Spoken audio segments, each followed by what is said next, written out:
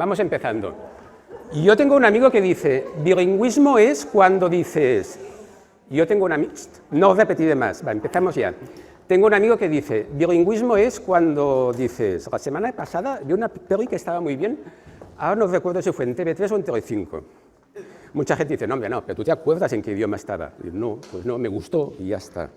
No es lingüista, yo tampoco soy lingüista, no vamos a entrar en la definición de bilingüismo, pero me va bien este ejemplo para hablar de los entornos híbridos.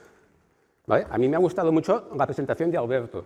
Seguramente la semana que viene no me acordaré si Alberto estaba en la sala o estaba conectado. Estamos en entornos híbridos cada vez más, la frontera entre lo que antes llamábamos virtual y lo físico desaparece. Hasta ahora ha habido como una línea roja en todo esto, que son los exámenes. Y bueno, todo esto está muy bien, pero para los exámenes no. Y ahí nos surgen las dudas, ¿no? Bueno, es que la tecnología no está madura, es que la identificación, la privacidad, la normativa. En la pandemia, ahí se montó una línea roja, si os acordáis. Dijeron, bueno, teledocencia sí, reuniones virtuales sí, pero los exámenes, cuidadín. En esta sesión vamos a hablar de esto, ¿vale? Tenemos dos ponentes magníficos, os los presento ahora y les paso la palabra. Bueno, no lo he dicho, yo me llamo Marc, soy el delegado de protección de datos de la Universidad Pompeu Fabra, y con nosotros tenemos a Antonio Ruiz, que es profesor de informática de la Universidad de Murcia, y creo que es miembro también de la delegado rector para innovación tecnológica o alguna cosa así. La Universidad de Murcia, para los que no los conozcáis, es una de las más dinámicas del sector en España. Participa activamente en la sectorial TIC de la CRUE, ¿vale? Y tiene experiencias muy buenas, por ejemplo, en federaciones de identidad o en identidad digital. ¿Vale? Antonio nos va a hablar de la parte tecnológica. Y presento ya a Ricard. Ricard es profesor de la Universidad de Valencia. Es un referente en protección de datos y privacidad.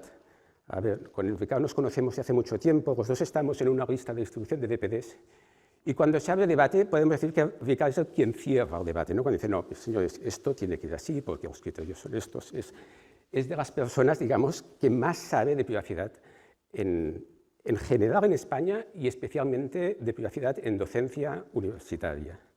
¿Vale? Va a empezar Antonio, tienes 20 minutos, Antonio, después Ricard hablará durante 20 minutos y abriremos una ronda de preguntas y comentarios. Cuando quieras, Antonio. Perfecto, gracias. Voy a compartir la pantalla.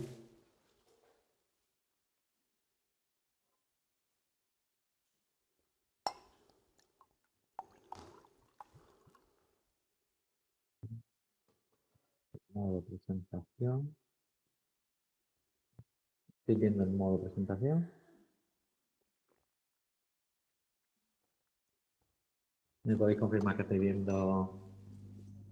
Sí, vale, veo que sí. Bueno, pues el objetivo de esta charla era, bueno, ya hablando de la evaluación online, pues hablaros de algunos de los mecanismos que se están utilizando para hacer evaluación remota y supervisión remota, y que, bueno, está muy relacionada con los aspectos de privacidad, y en este caso es el tema del proctoring. El proctoring, bueno, surge como una necesidad o como una forma de trasladar la supervisión que hacíamos de los exámenes en presencial a, pues, un escenario totalmente online. Y escenario donde, pues, igual que cuando estamos en un aula, pues en el mundo remoto, en el mundo online, queremos preservar la integridad académica. Y bueno, pues para ello tenemos estos sistemas que se denominan de proctoring y que básicamente podríamos definir como aquellos sistemas que facilitan la identificación, monitorización y vigilancia del alumnado para evitar algún tipo de fraude académico durante la realización de pruebas de evaluación online. Y bueno, cuando hablamos de fraude en online, pues podríamos hablar de aspectos similares a los que tenemos en un escenario físico. Pues, evitar que se suplante la identidad de la persona que está haciendo el examen en remoto, que no acceda a recursos que no están autorizados durante el examen, como pueden ser apuntes, libros, en este caso además aplicaciones que podríamos tener instaladas en nuestro PC o en otro dispositivo, que no se pueda realizar la copia de otras personas que están realizando en este caso la prueba eh, en online, pero a la misma vez puede haber más compañeros haciendo o compañeras haciendo el examen. Y por último, que no tengamos a nadie que nos pueda echar una mano. Pues, por ejemplo, algún compañero de cursos superiores que ha superado ya el examen o pues, la persona de la academia correspondiente que está al lado tratando de soplarnos las preguntas. Entonces, ¿cómo se aborda la problemática esta desde un punto de vista online? Pues, por un lado, a realizar una identificación de la persona cuando accede a la prueba. Una vez accedido, se van a hacer procesos de monitorización. Por un lado, del comportamiento de la persona, pues si está mirando o no a la pantalla, si está hablando cuando no se tenía que estar hablando, si se levanta, etc. Pero no solo eso, además, en muchos casos también se monitoriza la actividad del equipo. Si está ejecutando otras aplicaciones, qué tipo de tráfico está enviando hacia Internet por si está consultando información. Y, por último, pues en algunos casos también se realiza la grabación de lo que está sucediendo durante el proceso de evaluación para posteriormente poder determinar si se ha cometido algún tipo de fraude. Entonces, ¿dónde se están aplicando este tipo de tecnologías? Por un lado, en los campos virtuales de las universidades se está atendiendo a modalidades online y tenemos dos alternativas a la hora de abordar la evaluación. Por un lado, tender a pruebas donde la evaluación se utiliza mediante una evaluación más continua, donde utilizamos las herramientas de nuestro campo virtual. Y en aquellos casos donde pues, es necesario procesos de monitorización, porque la evaluación se ha definido, tiene que ser, por ejemplo, para muchos grupos, etcétera, o van a estar en lugares remotos, pues en muchos casos se realizan pruebas de exámenes que son de este tipo, monitorizados. También se utiliza mucho en los MOOCs. De hecho, por ejemplo, pues hay plataformas como edX que desde 2017 incorporan este tipo de tecnología. Y luego se están utilizando en ámbitos profesionales. Por un lado, para la contratación de personal, en los procesos de upskilling y reskilling de la gente que está realizando una actividad profesional, y luego para temas de certificaciones profesionales, ya bien sea para un determinado tipo de actividad e incluso para certificaciones, como por ejemplo podría ser el caso relacionado con estas jornadas de idioma. Entonces, eh, o en respuesta a la necesidad que ha surgido en algunos sitios de este tipo de herramientas, pues podemos ver que, bueno, aquí he puesto los logos de algunas de las soluciones quizá más conocidas, no están todas, hay muchísimas, como veis muchas, todos tienen al final dentro del nombre la palabra o la mayoría el nombre de Proctor. Y bueno, dependiendo de la herramienta, vamos a ver que nos ofrecen distintos tipos de servicios, que ahora comentaremos, y bueno, dependiendo de eso, pues va a tener mayor o menor implicaciones en la privacidad. Tengamos en cuenta que en general estas herramientas van a utilizar o van a estar basadas en el uso de distintos tipos de técnicas. Técnicas basadas en audio, técnicas basadas en vídeo, en inteligencia artificial y en biometría.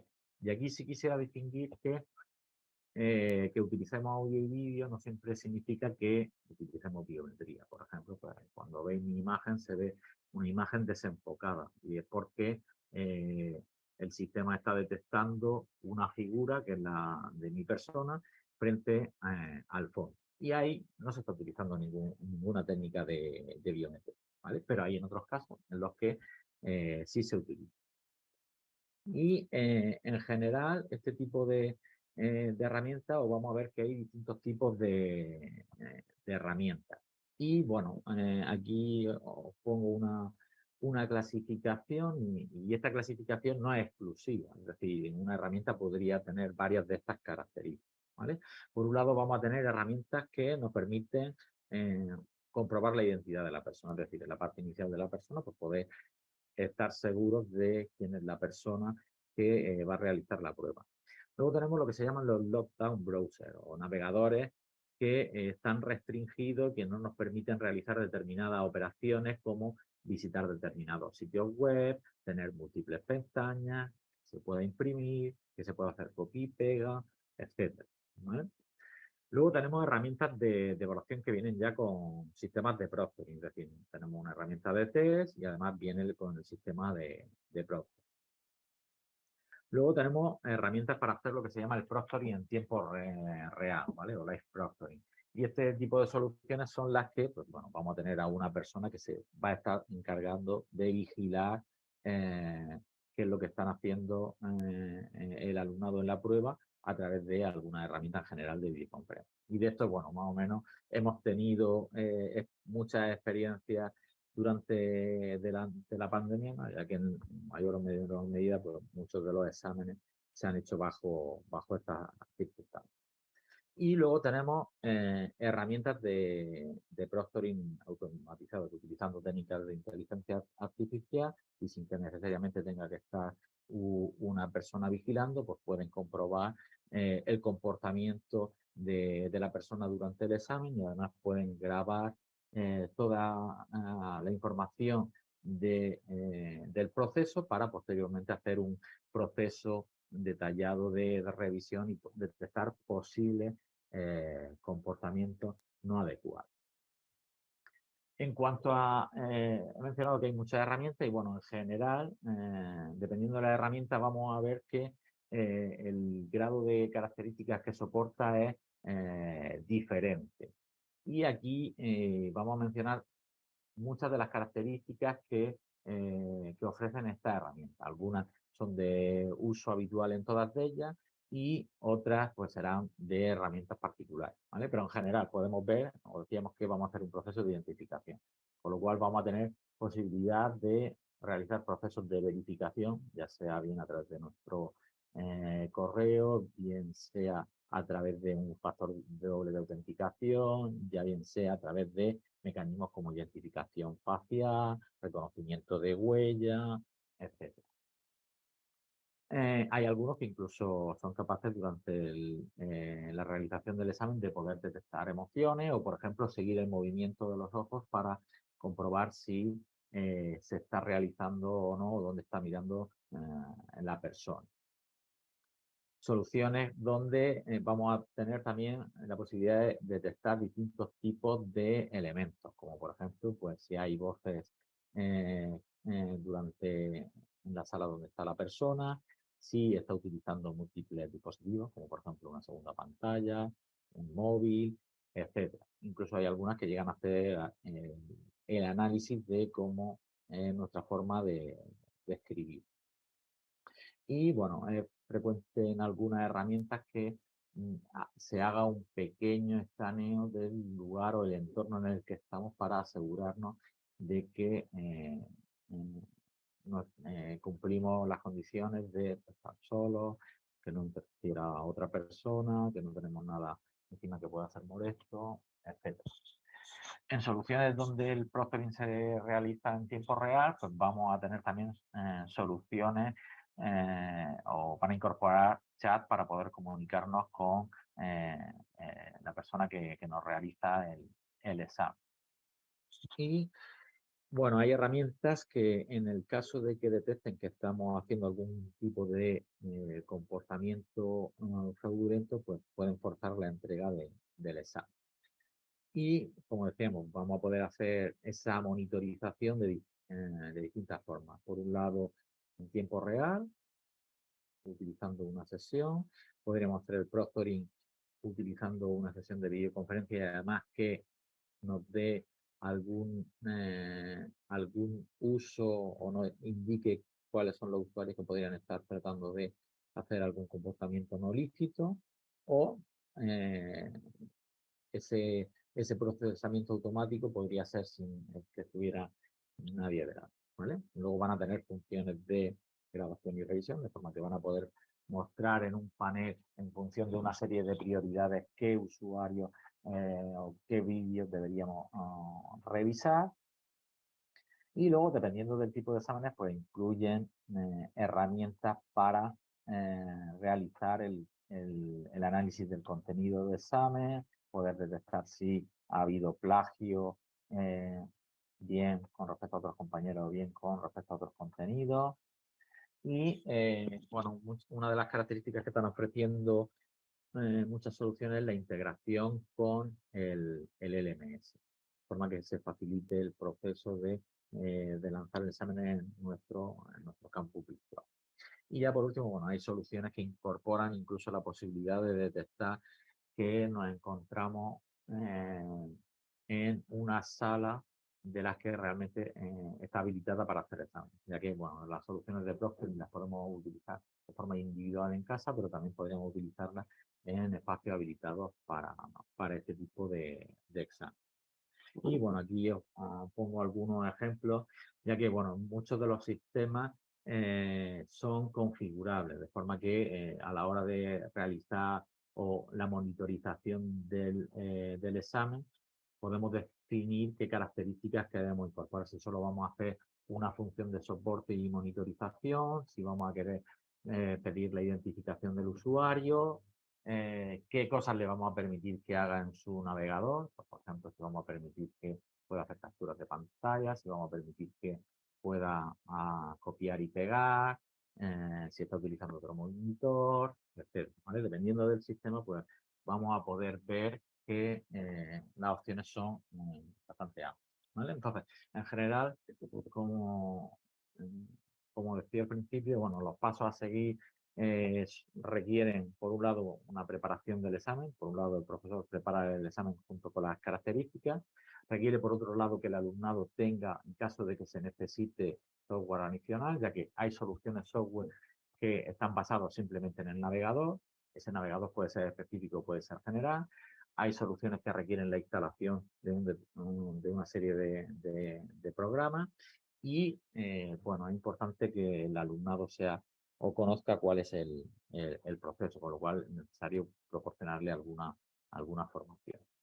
Una vez llega el momento del examen, pues hay una secuencia preexamen donde se realiza el proceso de identificación en caso de que se considere necesario.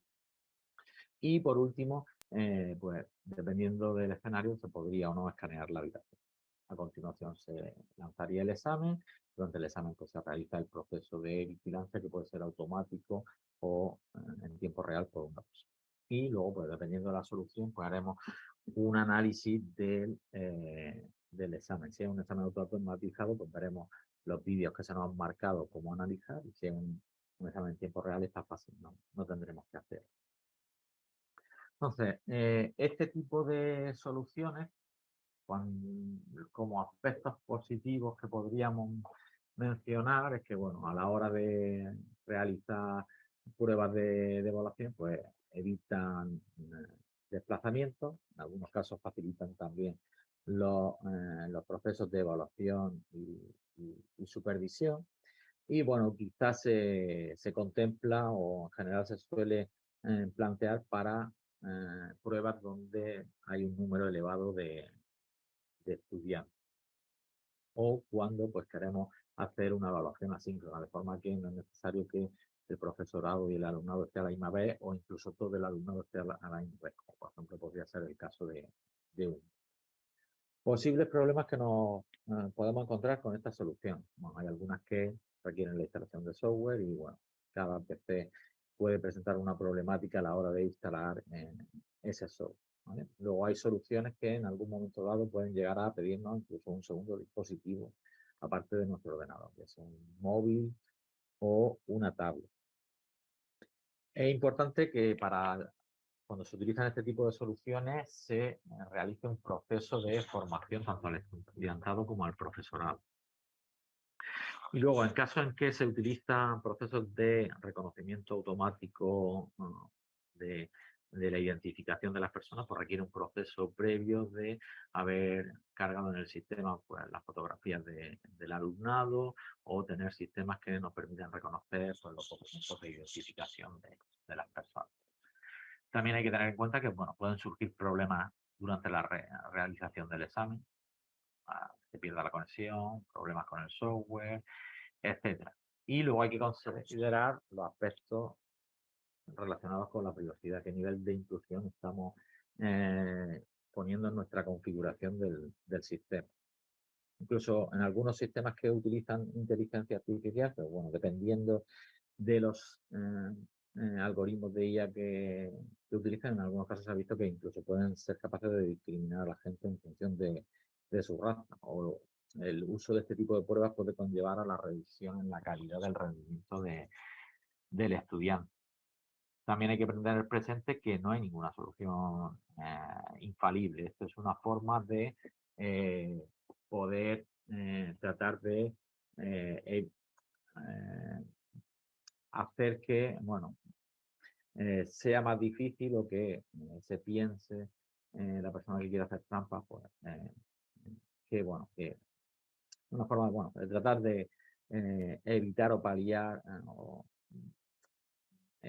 hacer que pues las personas no se sientan confortables con esto y bueno, podemos con el fin de evitar los fraudes online, pues combinar distintos métodos para mejorar la confiabilidad. Y aunque es cierto que cada vez está más aumentando este tipo de tecnología, también, bueno, nosotros siempre decimos que a la hora de diseñar una evaluación online hay que tener en cuenta que hay distintas formas de hacerlo. Tenemos muchos mecanismos para poder hacer evaluación formativa. Casi todos nuestros campus tienen herramientas para pedir tareas, podemos pedir presentaciones, podemos hacer exámenes online sin vigilancia.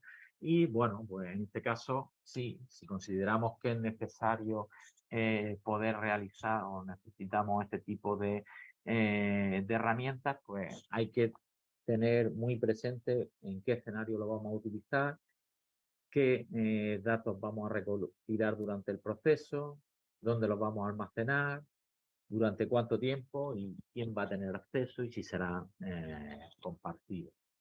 Es decir, tenemos que hacer un análisis detallado de cuál es nuestro escenario de evaluación en remoto y en función de eso pues podremos elegir las características de la solución.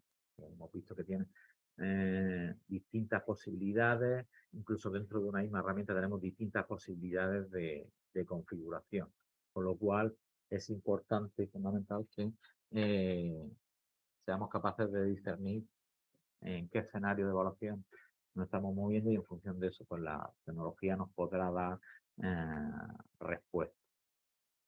Y bueno, por mi parte, con tal de poder dejar tiempo para preguntas o el debate, pues con esto daría por concluida mi presentación. Dejamos a Ricard para que pueda ahora mencionar o poner la puntilla algunas de las cosas que he ido mencionando y que seguro que tratará a lo largo de su presentación. Gracias por vuestra atención.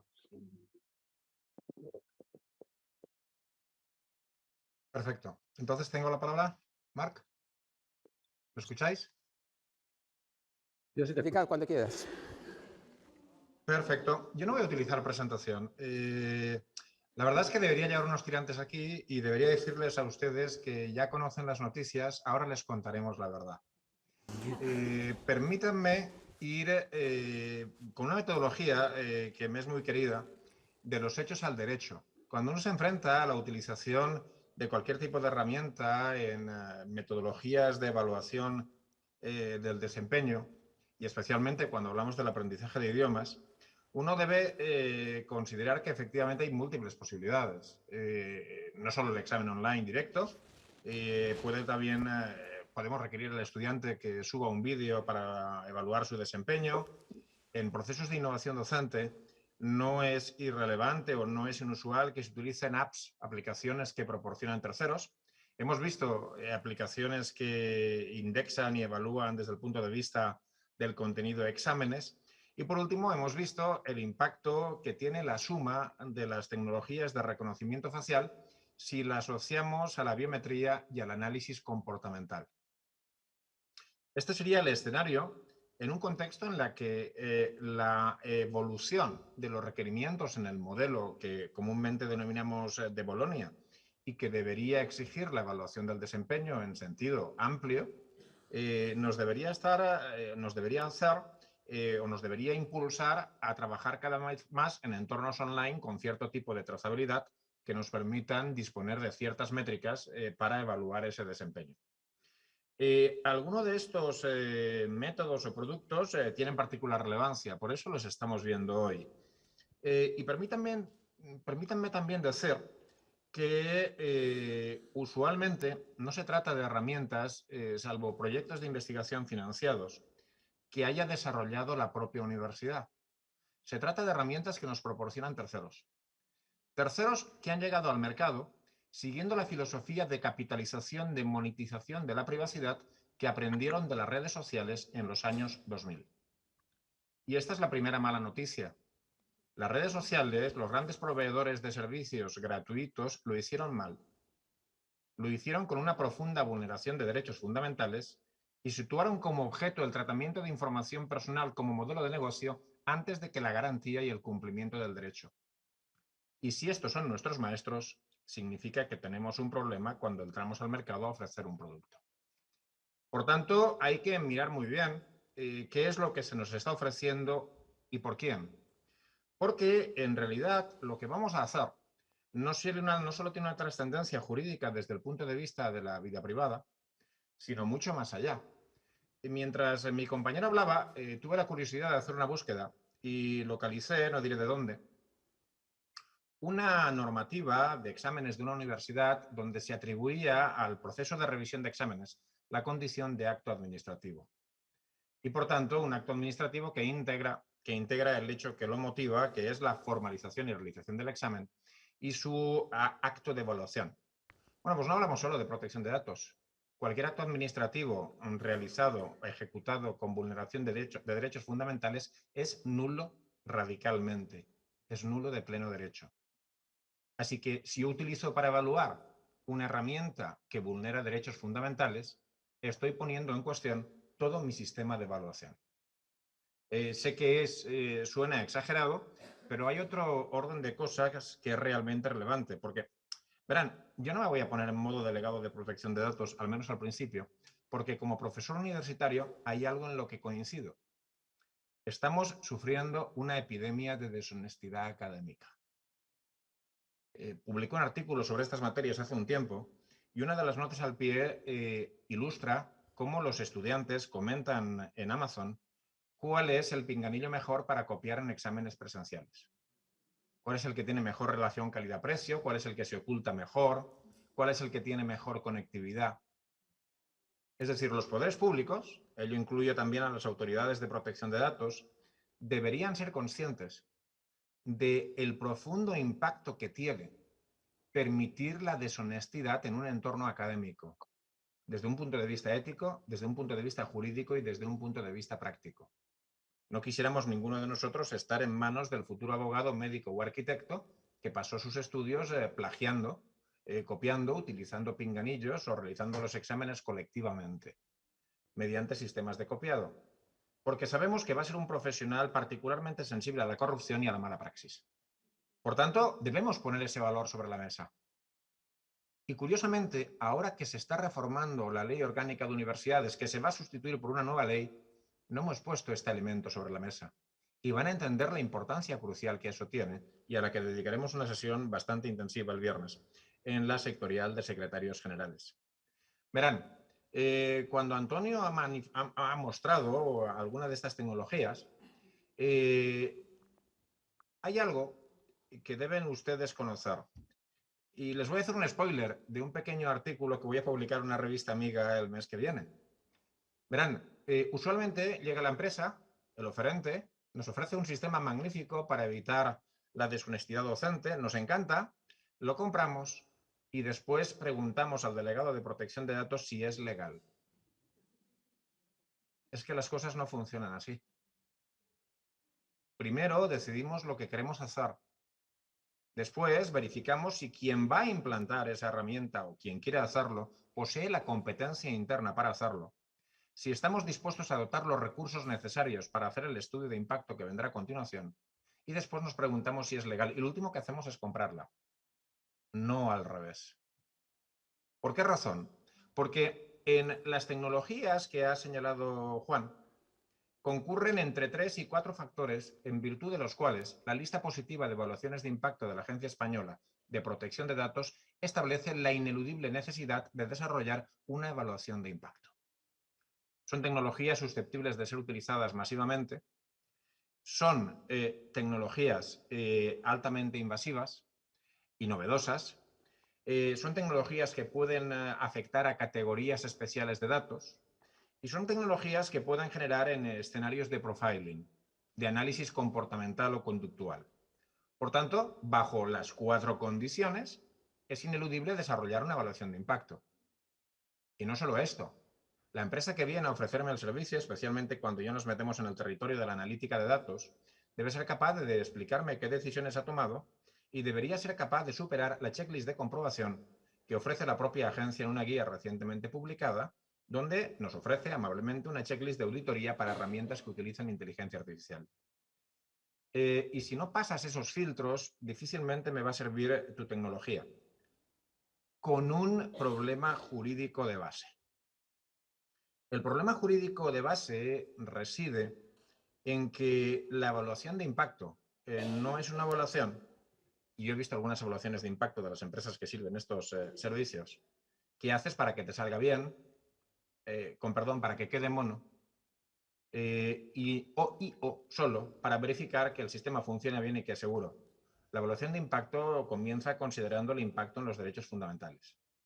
Y yo les aconsejo que consulten, que verifiquen unas guidelines publicadas en 2022, las número 5/2022 del Comité Europeo de Protección de Datos, del EDPB, donde a propósito de un uso muy invasivo de las tecnologías de reconocimiento facial, las TRF, las llama, nos recuerda que a la hora de evaluar el impacto de la tecnología en los derechos fundamentales, tenemos que seguir la mecánica, los pasos que recomienda el Tribunal Europeo de Derechos Humanos.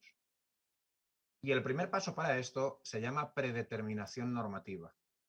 No hay ni una sola base jurídica en la Ley Orgánica de Universidades que permita utilizar estas tecnologías. Ni una sola.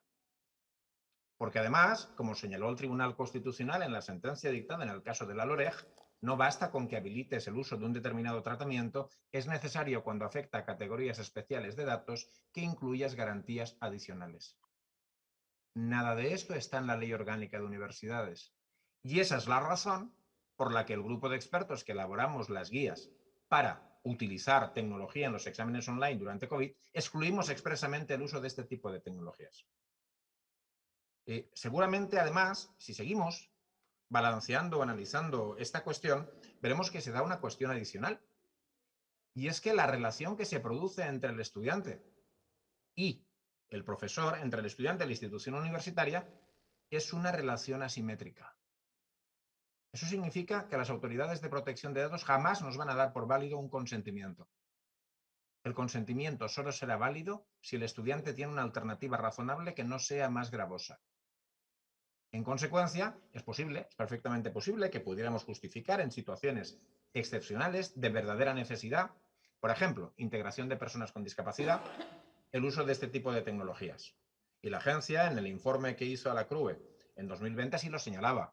Consideraré esto razonable bajo condiciones de estricta necesidad. Y lo mismo recordó cuando levantó un expediente sancionador a una universidad de este país. Lo dijo con mucha precisión. Por tanto, hablamos de una tecnología un poco bien vista desde el punto de vista de las autoridades de protección de datos y que genera un enorme riesgo desde el punto de vista de su utilización. Otra cosa es que dimensionemos las capacidades. Una cosa es verificar. La agencia no nos ha prohibido verificar. Verificar la identidad del estudiante es algo que aparece en la propia ley orgánica entre nuestras competencias. Tampoco nos ha impedido, estrictamente hablando, bloquear el entorno de examen para que se parezca al máximo a un aula.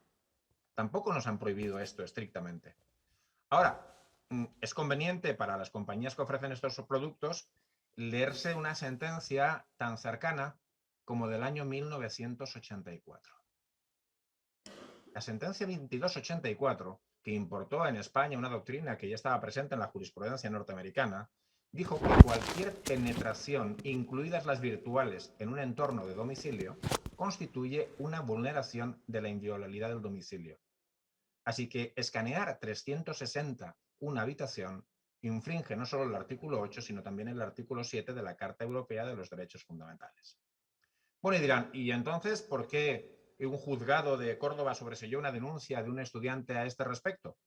Porque la Universidad de Córdoba aplicó estrictamente las recomendaciones de la CRUE, del grupo de expertos, recomendando que el alcance de la videocámara fuese de 45 grados, es decir, que grabase el espacio de realización del examen, físicamente hablando, y sobre todo, que informase al estudiante para excluir la expectativa de privacidad. Es decir, hay que ser muy diligente para implementar este tipo de sistemas. De hecho, la CRUE recomendó específicamente incluso qué medidas de seguridad debía reunir el profesor en su entorno de trabajo si era teletrabajo, para asegurar que bajo ninguna condición se infringieran los deberes de confidencialidad y seguridad. Así que, en la conclusión, por cierto, no he añadido un cuarto factor. Si hay geolocalización, la geolocalización también es una razón para desarrollar evaluaciones de impacto. ¿A qué conclusión nos conduce esto? Que no debe ser la melancolía.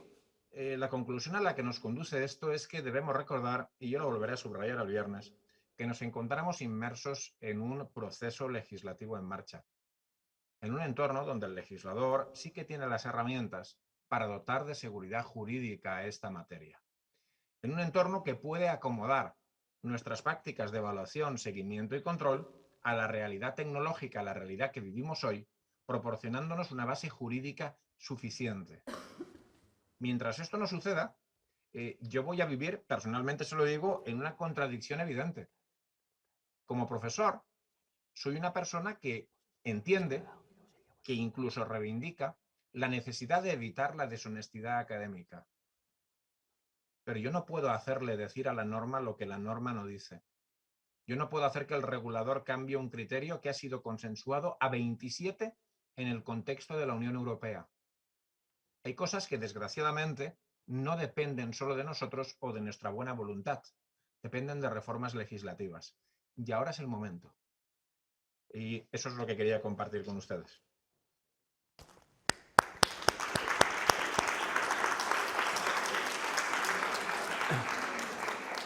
Bueno, supongo que ahora entienden por qué decía que Ricard es de los que cierra los debates.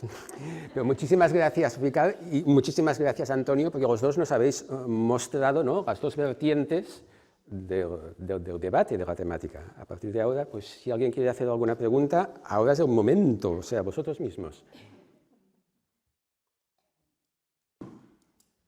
Tenemos una online. Ah, perdón. Alberto, cuando quieras. Sí, muchas gracias por las presentaciones de los dos, muy clarificadoras. Me pregunto algo que yo creo que nos afecta a nosotros directamente aquí en esta jornada, y está claro el uso de estas tecnologías, la invasión, etcétera, si lo hacemos en nuestra universidad.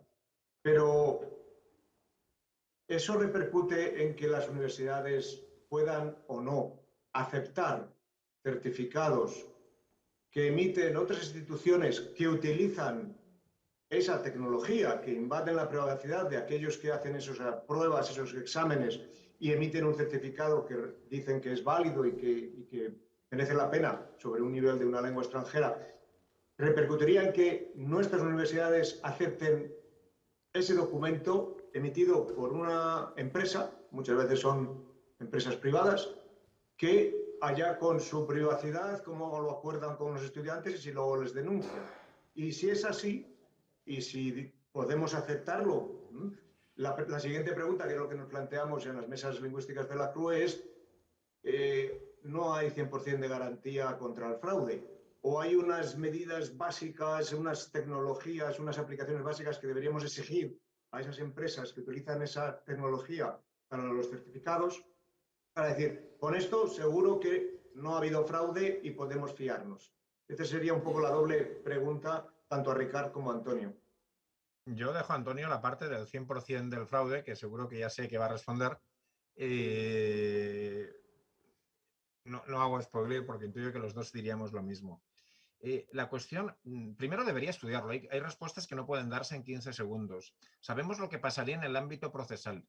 En el ámbito procesal sabremos que aplicaríamos la doctrina de los frutos del árbol envenenado y que en consecuencia un juez jamás admitiría una prueba que se obtuvo con vulneración de derechos fundamentales. Es decir, sabríamos que éticamente al menos ese modo de validar, de evaluar, está contaminado. Y por otra parte, deberíamos también considerar lo que yo llamaría riesgo reputacional. Es decir, si nosotros estamos convalidando la actividad de una entidad que no ofrece las debidas...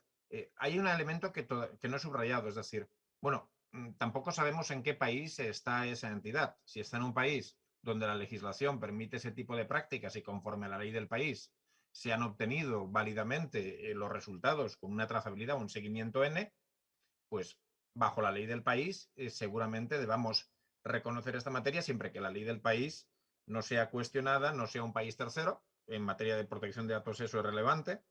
Pero en cualquier caso, la conclusión a la que me conduce esto es que al final, si se vulneró el derecho a la protección de datos de los estudiantes cuya nota convalidamos,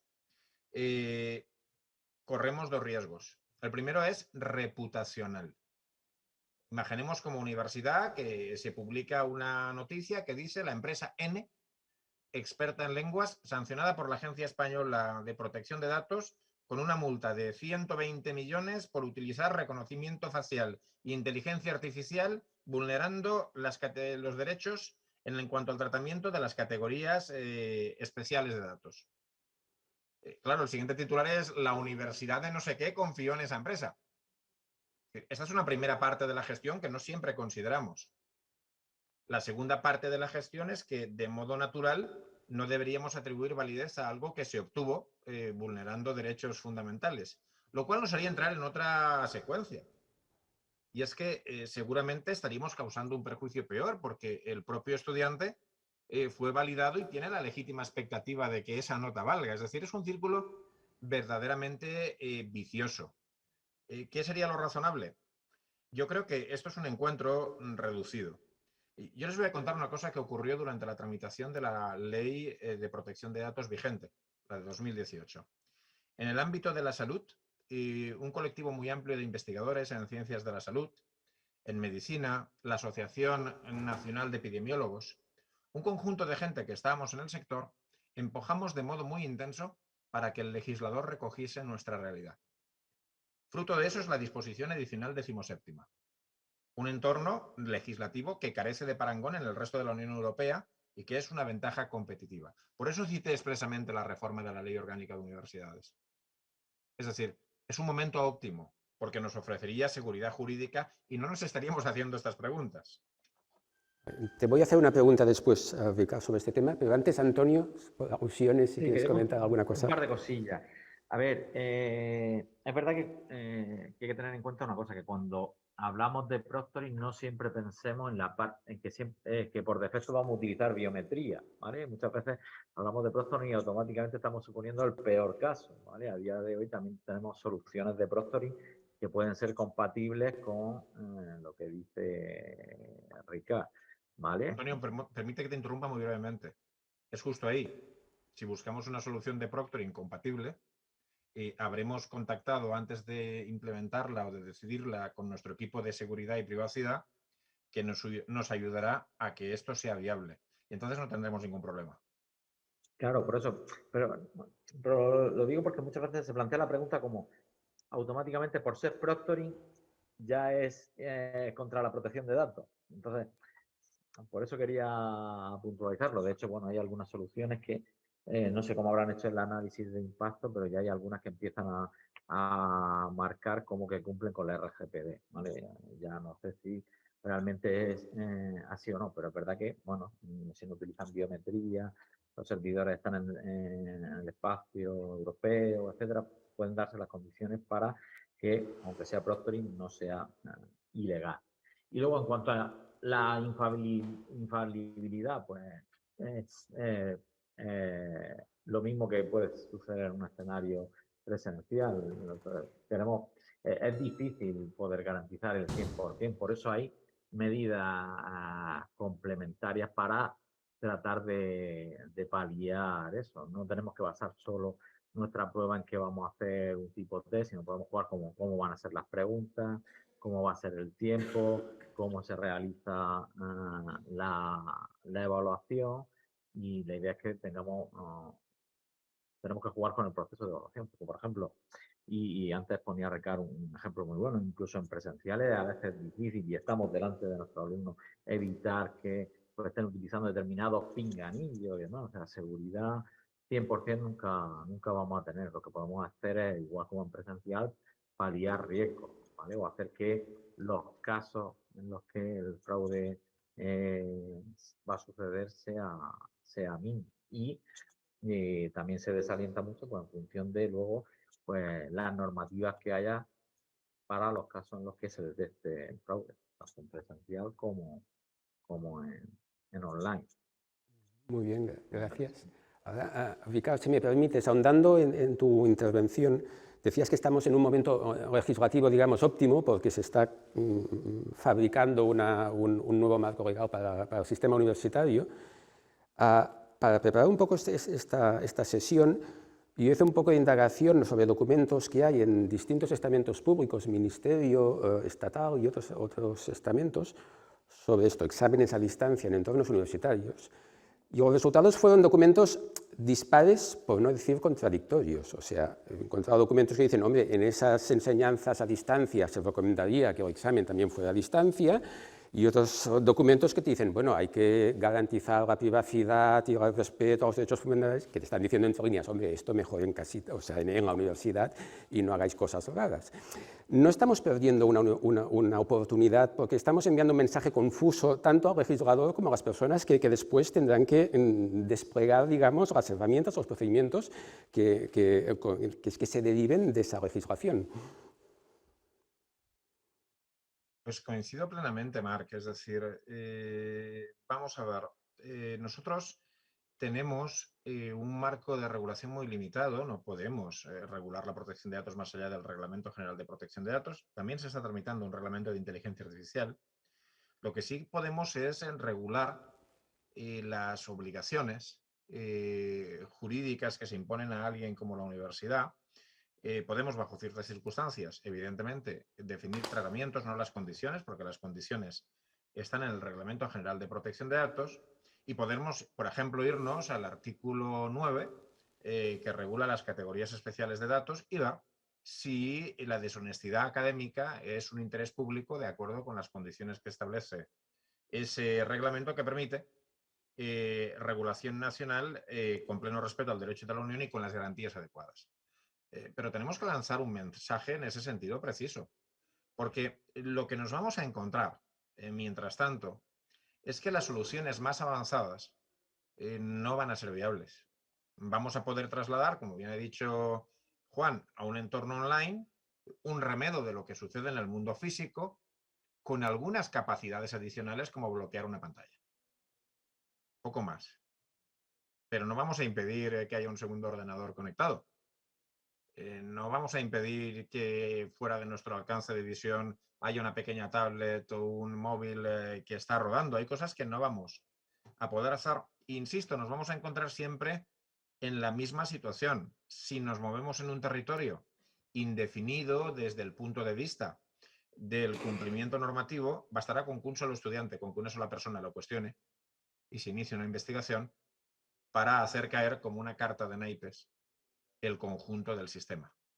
Por tanto, Marc, creo que hay que lanzar un mensaje claro respecto de qué necesidades tenemos, bajo qué condiciones, y deberían estudiarse, evidentemente. Marc conoce muy bien, seguramente incluso mejor que yo, el posicionamiento de la Autoridad Española de Protección de Datos en esta materia. No solo dijo que le podía parecer desproporcionado, dijo que le parecería desproporcionado hoy, ahora y siempre, literalmente. Vale, muchas gracias. ¿Hay tiempo para una o dos preguntas más? Animaos, hombre, que las otras sesiones ha habido mucha intervención y ya os hemos dejado ahí un poco asustados, que no pasa nada, aquí se puede hablar de todo. ¿Algún comentario, alguna pregunta? Aprovechad que tenemos a Antonio y a Ricard, o los que estáis conectados. Por ahí hay alguien que se anima.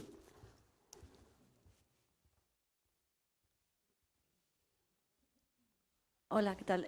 Soy Adriana Piña de la Universidad de Barcelona. Es simplemente una pregunta más de tipo técnico porque quizás no he prestado atención, pero hablabas de una checklist publicado por una agencia y me interesaría saber exactamente dónde poder encontrarla para poder consultarla, claro. Bien, mientras esto continúa, yo voy a tratar de compartir en el chat la checklist para que quede la guía accesible y visible. Pero la Agencia Española de Protección de Datos ha publicado distintos documentos. Publicó una guía genérica sobre desarrollo de inteligencia artificial y protección de datos.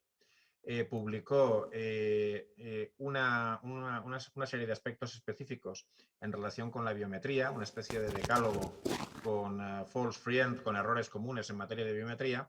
Y recientemente publicó lo que ha definido como checklist para las auditorías de protección de datos en sistemas de inteligencia artificial. Entonces, es una lista categorizada de elementos que hay que considerar en cada una de las fases de desarrollo y, sobre todo, en el funcionamiento ordinario para que estos sistemas funcionen. Yo no os he querido agobiar mucho más, pero la posición de la Unión Europea en estos momentos, por razones que ha señalado Antonio con mucha precisión. Antonio nos ha dicho, estos sistemas no son infalibles y hay que tener cuidado, a veces se equivocan al identificar, han tenido problemas con rasgos faciales o con personas concretas, o pueden atribuir a un determinado comportamiento un determinado valor, de modo que, para que nos entendamos, si yo miro mucho para arriba, puede que el sistema piense que esté copiando. Pero si yo no le he dicho al sistema que soy una persona con discapacidad que tiene un tic que me hace mover compulsivamente la cabeza hacia arriba, el sistema me va a suspender o me va a obligar a entregar el examen. Con lo cual el sistema estaría siendo materialmente discriminatorio porque no ha provisto la posibilidad de insertar dentro de sus procesos la identificación de aquellos sujetos que, debido a sus características especiales, pueden presentar conductas inusuales. Pues bien, esta prevención del sesgo, entre otros controles, se encuentra dentro de una metodología de evaluación de impacto que ha proporcionado el grupo de expertos de alto nivel en inteligencia artificial para una inteligencia artificial robusta y fiable.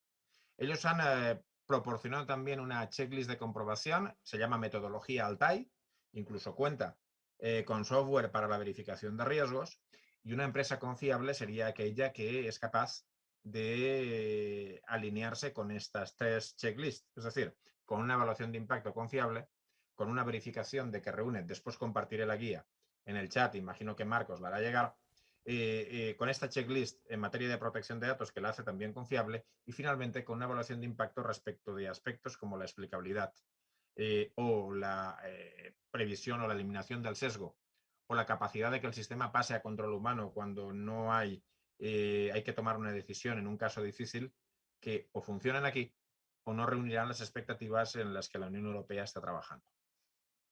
Ahora os lo paso inmediatamente por el chat. Vale, y no sé si se me permitiría una segunda pregunta. Muy breve.